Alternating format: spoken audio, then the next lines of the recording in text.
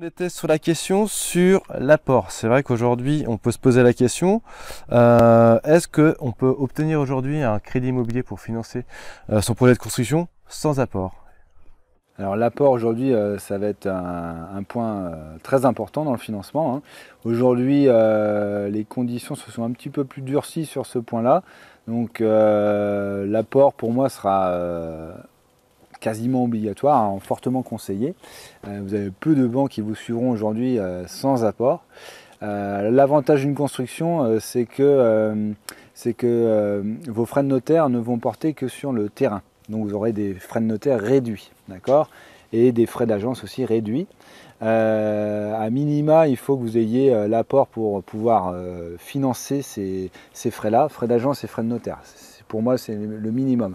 Pour que la banque vous finance l'opération avec un crédit qui ne portera que sur votre résidence principale, que sur du dur, quoi, d'accord, et pas sur des frais, pour que le lendemain de votre opération, une fois que votre maison est construite, que ce soit vraiment 100% de la somme qu'on ait financée soit affectée à quelque chose qu'on pourra toucher, donc votre maison, hein, d'accord, et non pas des frais de notaire et frais d'agence qui sont que du vent finalement, hein. Et, donc à minima, l'apport il doit porter sur ces frais-là.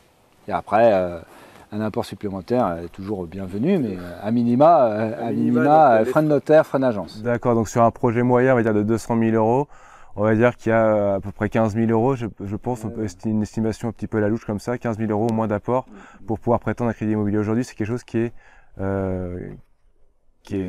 qui est quasi rédhibitoire. Après, il faut, si vraiment les personnes ne souhaitent pas mettre d'apport dans le projet, il faut qu'il y ait de l'épargne quand même à côté, un certain niveau d'épargne qui équivaudrait à ces frais-là.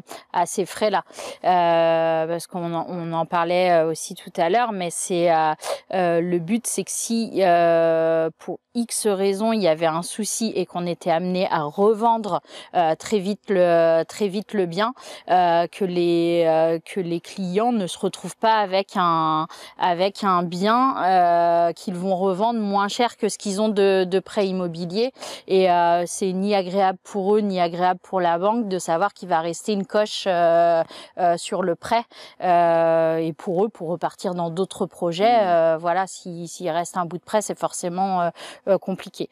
Donc accident de la vie, hein, voilà, ça peut être un décès, ça peut être ça peut être une séparation, ça peut être voilà, c'est des choses qui arrivent, hein. Donc le but, c'est que chacun puisse repartir sur ses nouveaux projets sans qu'il reste voilà. Vous faisiez remarquer justement un projet qui débute effectivement. Donc on a 200 000 euros de projet, plus les frais de notaire et les frais d'agence. Pour X raison, on doit revendre très rapidement. On va dire que si ça se passe bien, on vend au moins le même prix. Ça veut dire qu'on revend la maison 200 000 euros, sauf que du coup, il reste la partie du crédit qui finance les frais de notaire et les frais d'agence. Donc on peut se retrouver, même avec tout revendu, on a fait une opération à perte puisqu'il nous reste 15 000 euros à rembourser, ce qui peut mettre dans des situations délicates. Compliqué, ouais. Et c'est agréable pour personne. Donc si j'ai bien compris, donc à minimum les frais de notaire et les frais d'agence pour pouvoir prétendre un prêt immobilier pour faire construire. Qu'est-ce qui peut en tant qu'apport, parce que imaginons quelqu'un qui a du patrimoine, il n'a pas forcément enfin on va imaginer qu'il n'a pas forcément de liquidité, par contre il peut avoir un appartement, une maison qu'il a dans son patrimoine qui est entièrement financé. Est-ce qu'il peut avancer ça en tant que garantie, ou est-ce que ça peut être considéré dans son profil emprunteur, le fait qu'il ait du patrimoine? Alors ça sera dans l'approche globale, ça sera considéré. Après, pour le financement du projet, ça ne servira à rien, hein, parce qu'on ne va pas l'utiliser comme apport, hein, sauf s'il le vend. Mais par contre, dans une approche globale, ça permet de voir que quelqu'un déjà constitue un patrimoine, et c'est plutôt positif. Après, en soi, pour le financement lui-même, ce ne sera pas considéré comme un apport, donc ça servira à rien. Mais après, pour l'apport, on peut se le constituer de plusieurs façons, donc soit soi-même. Donc ce que je conseille, moi, c'est justement d'essayer, quand vous pouvez, de vous le constituer vous-même. C'est très bien, puis c'est que positif aussi, ça fait voir à la banque que vous mettez de côté, vous êtes en capacité de pouvoir mettre de l'épargne de côté, et puis pour assumer une future charge, c'est forcément rassurant pour la banque. Et puis après, votre apport, il peut être aussi constitué via donc votre épargne, mais via aussi des plans d'épargne d'entreprise. D'accord, hein, donc ça, on oublie souvent. Les plans d'épargne d'entreprise, vous avez la possibilité de pouvoir en disposer pour un motif d'achat ou de construction de votre résidence principale. Donc ça, c'est un motif de retrait, hein, parce que souvent votre épargne salariale est mise dans un plan d'épargne d'entreprise et elle est bloquée 5 ans. Souvent, vous n'avez pas la disponibilité avant les 5 ans, sauf en cas d'achat ou de construction de votre résidence principale. Donc ça, c'est un bon motif et c'est non imposable quand vous le retirez.